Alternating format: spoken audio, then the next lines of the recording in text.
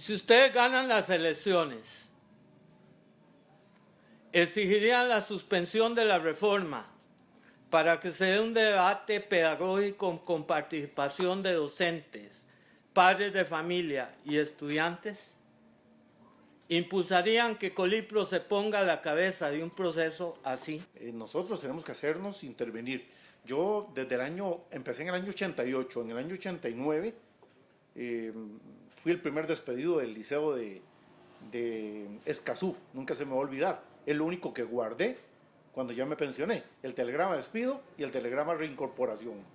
Y entonces anduve en las luchas, anduve en las calles, evidentemente al lado del sector sindical, protestando los derechos de la mayoría de los educadores, y todavía hoy pensionado, ahí andaba también.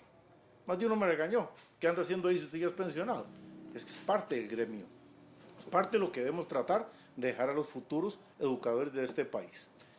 Creo que sí, don Manuel, aterrizo, hay que hacer un llamado fuerte para tratar de recuperar ese diálogo entre todas las partes y lograr algo mejor para los educadores de este país. En el tema de dignificación docente, aprovechando el grupo, es uno de los más importantes también de nuestro plan de trabajo. Aprovechando esta coyuntura, pues nosotros tenemos dentro del plan de trabajo hablar y trabajar sobre dignificación docente. En el tema específico de bachillerato, y aquí es muy importante mencionar, nuestro grupo se compone de gente de todos los niveles. Tenemos representantes de primaria, secundaria, diurna, nocturna, colegio técnico, y eso nos permite un enriquecimiento de conocimiento. El tema de bachillerato, yo creo que no se trata de estar a favor o en contra. Primero hay que estudiar el detalle, porque lo que sabemos es muy poquito. Lo que dijeron hoy los medios de comunicación, que siempre son 3 minutos, una cosa así, y por ahí alguna información que se les ha enviado a las direcciones regionales. Falta el trasfondo. Muy importante, como señala usted en la pregunta, Colipro tiene un representante dentro del Consejo Superior de Educación. ¿Cuál ha sido la posición de Colipro? Y aquí es donde nuestro partido quiere enfatizar. O sea, no podemos tener un Colipro callado ante uno de los ejes fundamentales sobre los cuales se basa Colipro, que es calidad de la educación. Honestamente, como eso salió hoy, la papeleta no ha tenido ninguna discusión seria al respecto. Pero puedo hablar en cuanto a la importancia que le da nuestra papeleta a la comunicación, incluso con un proyecto que propone la mejor comunicación, que se llama Colipro Pensante, y que pretende generar discusión y análisis de la directiva central con todas las directivas regionales. ¿Por qué razón? Porque yo creo que todos los que somos educadores hemos notado cómo en Costa Rica las decisiones salen de un escritorio del MEP.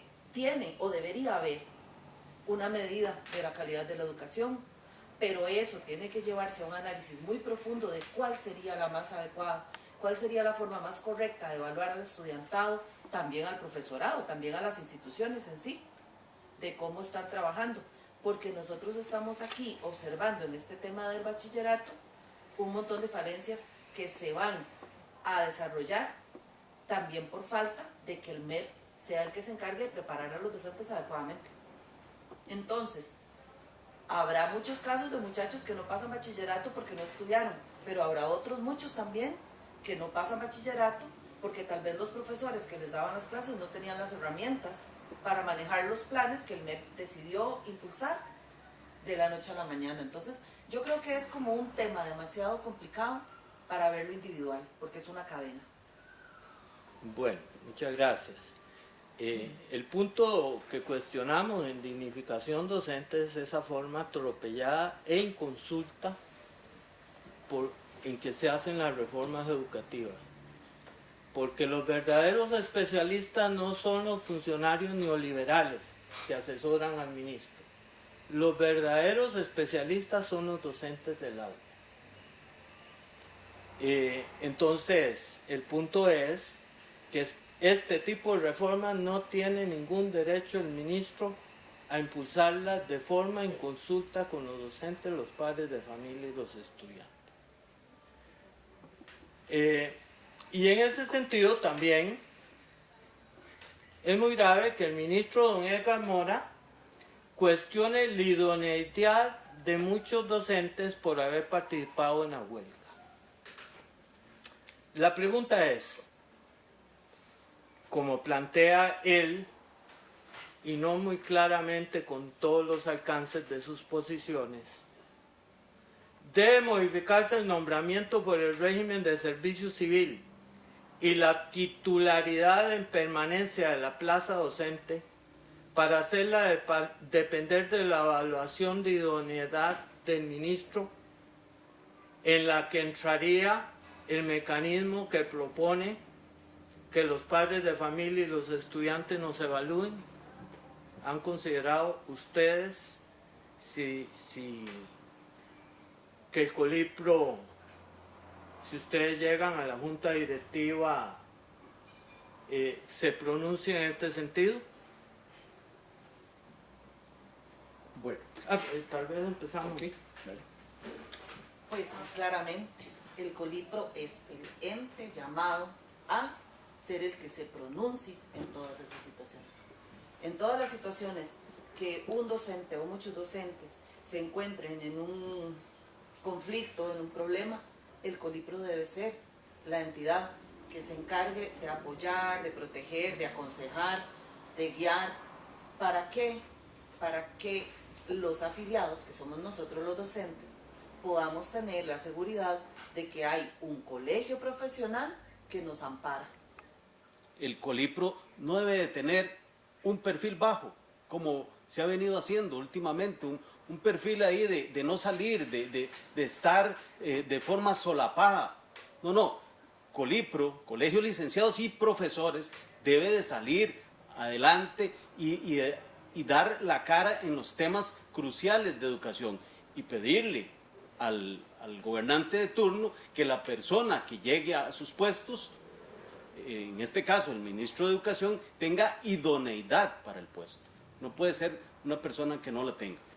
Bien. Compañero Pereira, Muchísimas gracias. candidato fiscal. Sí, es evidente que de plantear la junta directiva o la misma asamblea proyectos de este tipo con referencia a lo que es la evaluación, específicamente la idoneidad, en el área de la educación no podemos perder el hilo de que, y lo decía el señor Brad hace un rato, un padre de familia, qué argumentos, qué mecanismos, qué escalas de evaluación va a usar para poder determinar si aquel educador es bueno o no. Lo mismo un estudiante o cualquier persona de la sociedad. Yo creo que desde el momento en que los educadores decidimos ser educadores, someternos a un proceso, a una carrera universitaria, en donde se van ganando los cursos y se van alcanzando diferentes niveles y se van aprobando, ya estamos conscientes de ingresar a la sociedad. Que habrán docentes buenos, malos, regulares, etcétera.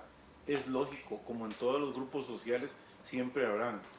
El ministro reconoció que el problema de la formación del educador es de las universidades, pero no es eso lo que va a atacar, porque ese es un gran negocio en el que los mismos jerarcas del MEP están metidos. Lo que va a hacer es una evaluación política y por eso manipularía padres y familia, y es algo que hay que estar ojo al Cristo. Ojo al Cristo, porque es que todo apunta a cargarnos de trabajo, de sobretrabajo no pago. En ese sentido, Dignificación Docente ha venido dando una lucha en contra de los lineamientos de adecuación del MEP. Meter al chiquito con necesidades educativas especiales al aula regular. ¿Y por qué hemos dado esa lucha? Porque consideramos que para economizar recursos económicos, el MEP quiere desmantelar el sistema de educación especial, aumentando el sobretrabajo del docente ¿Sería esta una batalla fundamental que asumiría el Colipro bajo su conducción si llegan ustedes a la Junta Directiva? Bueno, evidentemente que es una cuestión de dignificación, no solo del docente, sino del estudiante y de la familia. Evidentemente, eso transgrede y es volver... Bueno, hay que aclarar algo. Cuando yo inicié en el Napoleón Quesada tenía 23 séptimos. Cuando salí del Napoleón Quesada había 9 séptimos. Es decir, la población ha venido a menos, es evidente. Pero eso no significa que tenga que perderse ese sentido humanista. Ahora bien, yo creo que el colegio debe luchar precisamente para que en las aulas no se deje de perder esa dignificación. Compañero Brade. Concuerdo con Pereira en el tema de los grandes cambios que se han venido dando en educación. Uno de ellos es que a nivel mundial se ha estado dando lo que se llama la individualización de la educación, ¿verdad? Y otro gran tema a nivel mundial es la inclusión. El asunto es qué de inclusión, qué de adecuación debe de poner por escrito el docente. A mí me parece que el gran tema es qué tengo que hacer yo como docente para que hacerle ver a las demás personas de que hay inclusión. Y aquí es donde me parece que se ha llegado a puntos extremos donde el educador se vuelve un administrativo de su propia aula o de su propia sección o de su propio nivel. El educador, su razón de ser es educar, no es ponerse a llenar papelitos, y aquí es donde se ha fallado. O sea, yo, como decía Manuel allá en los años 86, 87 y antes y después, hacíamos adecuaciones, pero no teníamos que llevar un registro exhaustivo de los 39, 40 que yo tuve en aquellos momentos. Entonces, a mí me parece que esa es la parte que está mal. Los lineamientos de adecuación, lo que tienen que quitar es esa carga administrativa que es insoportable para el docente. Ahora, también, ¿qué productos se ha tenido con esto? ¿Cuáles han sido los resultados de tantos años de adecuaciones para el estudiante, para el ser humano que hay en este estudiante? Don Manuel y demás personas presentes, es sumamente delicado. Ya lo mencionó Pereira. No es solamente un atropello a la dignificación del docente, es un atropello a los derechos fundamentales de los estudiantes. ¿De cuáles estudiantes? De los estudiantes que presentan una discapacidad y de los que no presentan una discapacidad. Porque la atención de una sola persona adulta para un grupo de menores de edad que incluya 1, 2, 3 o quién sabe cuántos niños que presentan condiciones de atención educativa con necesidades especiales para su individualidad, va a restarle definitivamente atención a los demás.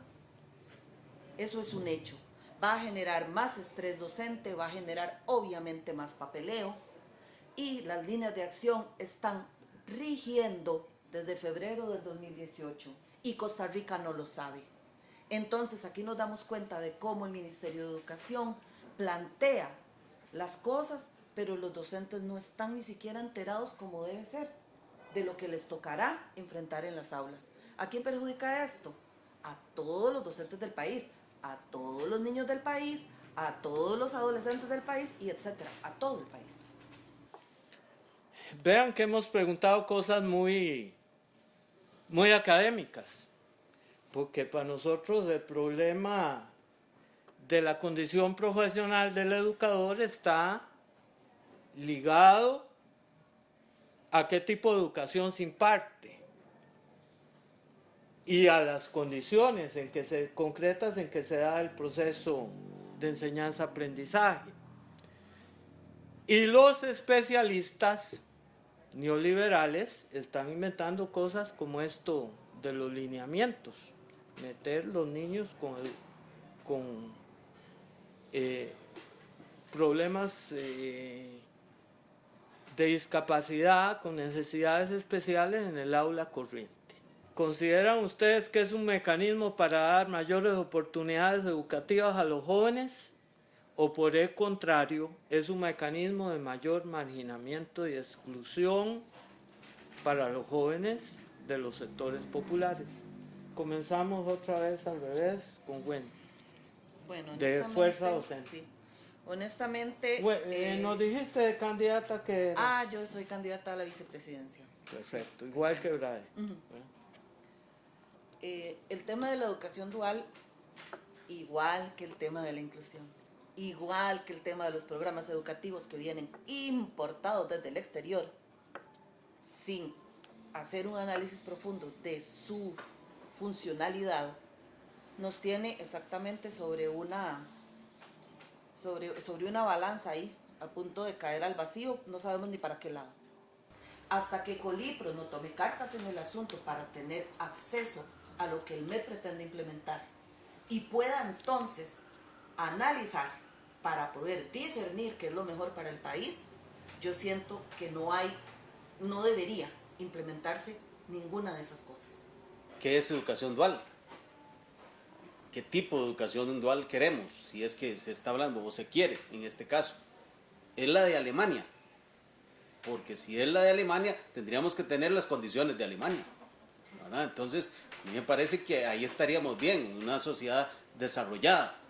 Ahora, estamos pensando en un tipo de educación dual, tipo INA, que le da una oportunidad de desarrollar capacidades técnicas a los participantes para tener un empleo en algunos transitorios para luego ser una profesión. Bueno, si pensamos en un tipo de educación dual que brinde ciertos elementos dentro de todo un concepto integral de educación y no un sentido únicamente de mano de obra especializada, pues entonces tenemos que discutirlo muy a fondo, y aquí vuelvo a decir lo que decíamos desde el principio, es que se requiere de un Colipro que no se quede callado ante los grandes temas que se están hablando en la sociedad. Educación dual, igual mano de obra barata. Ese es mi concepto. No estamos preparados en esta sociedad para implementar ese tipo de educación, porque no tenemos las condiciones. Lo decía el señor Brahe, si estuviéramos en Alemania, estuviéramos en España, probablemente daríamos verdaderamente ese sentido filosófico de lo que es una verdadera educación dual. Un profesional graduado en un área específica donde se ponga a producir a un país para exportar y en donde todo el mismo país y toda su familia se vea beneficiada. Aquí no vamos a lograr eso. La Nación apuntaba preparando el terreno porque ya está la versión definitiva del proyecto que va a mandar el gobierno y ha provocado reacción en contra de las cámaras patronales porque no quieren pagar las cargas sociales. Solo una beca.